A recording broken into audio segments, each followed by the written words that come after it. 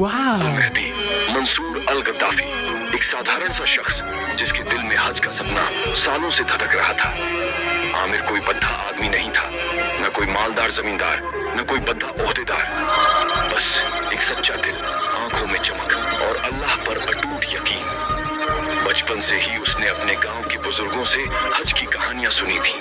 कैसे लोग अपनी जिंदगी की जमा पूंजी लेकर मक्का पहुंचते हैं, कैसे वहां की फिजा में इबादत की खुशबू बिखरती है और कैसे हर हाजी का दिल सुकून से भर जाता है।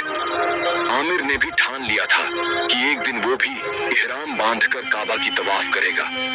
सालों की मेहनत, पैसे जोड़ने की जद्दोजहद और कागजी कार्रवाई के बाद आखिरकार वो दिन आया।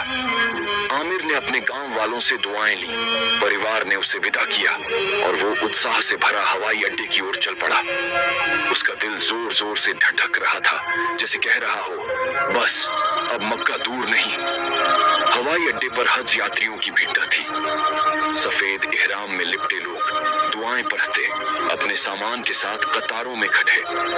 आमिर भी अपनी बारी का इंतजार कर रहा था, पासपोर्ट और कागजात तैयार, चेहरे पर हज की खुशी की चमक। लेकिन तभी एक ऐसा ट्विस्ट आया जिसने सारा माहौल बदल दिया। जब आमिर का पासपोर्ट चेकिंग के लिए गया तो सुरक्षा वालों की नजर उसके नाम पर अटक गई। आमिर अल मेहदी मंसूर अल गद्दाफी। नाम के आखिरी हिस्से में गद्दाफी शब्द ने सबके कान खद्दे कर दिए। लीबिया का इतिहास मुअम्मर गद्दाफी से जुड़ता है, जो कभी वहां का तानाशाह था। 2011 में जनता के विद्रोह में उसकी मौत हो गई थी, लेकिन उसका नाम अभी भी संवेदनशील था। आमिर का उपनाम गद्दाफी से मिलता जुलता होने की वजह से सुरक्षा वाले सतर्क हो गए। ये गद्दाफी क्या माजरा है? एक अफसर ने सख्त लहजे में पूछा। आमिर ने बद्दे अदब से जवाब दिया, साहब, ये मेरा खानदानी नाम है, मेरा उस गद्दाफी से कोई वास्ता नहीं, मैं तो बस हज के लिए जा रहा हूँ। लेकिन अफसरों को यकीन नहीं हुआ। उन्होंने आमिर के कागजात की गहरी छानबीन शुरू कर दी।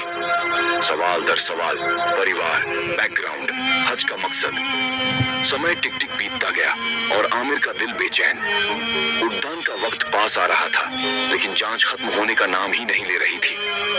थोड़ा इंतजार करो, हम कोशिश कर रहे हैं, अफसरों ने कहा। आमिर चुपचाप खद्दा रहा, लेकिन उसकी आंखों में बेचैनी साफ दिख रही थी। समय जैसे रेत की तरह फिसल रहा था। हज यात्री एक एक कर विमान में चढ़ रहे थे। आमिर अभी भी काउंटर पर फंसा था। सामने से लोग गुजर रहे थे, उनके चेहरों पर मक्का पहुंचने की खुशी। लेकिन आमिर का दिल भारी होता जा रहा था। आखिरकार वो पल आ ही गया जिसका उसे डर था। विमान का दरवाजा बंद। पायलट ने उड़ान की इजाजत मांगी और चंद मिनटों में वो फ्लाइट जो आमिर को मक्का ले जाने वाली थी, आसमान में थी। आमिर अकेला हवाई अड्डे पर रह गया। जांच पूरी हुई, कागजात ठीक पाए गए, लेकिन तब तक बहुत देर हो चुकी थी। एक अफसर ने उसके कंधे पर हाथ रखा और बोला, शायद अल्लाह ने तुम्हारे लिए इस बार हज का इरादा नहीं किया। ये बात आमिर के दिल में तीर की तरह चुभी। वो चुपचाप एक बेंच पर जा बैठा, आंखें नम, दिल में खालीपन। सालों की मेहनत, परिवार की दुआएं, हज का सपना, सब एक पल में बिखर गया। लेकिन आमिर का यकीन अभी भी जिंदा था। उसने दिल में दुआ मांगी, या अल्लाह, अगर तेरा बुलावा है तो मुझे मक्का जरूर पहुंचा। आमिर ने घर जाने का फैसला नहीं किया। वो उसी बेंच पर डटा रहा, जैसे कोई अनदेखी ताकत उसे रोक रही हो।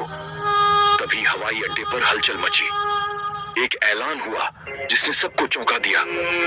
जिस विमान में हज यात्री गए थे, उसमें तकनीकी खराबी आ गई थी और वो वापस लौट रहा था। आमिर की आंखों में चमक लौट आई।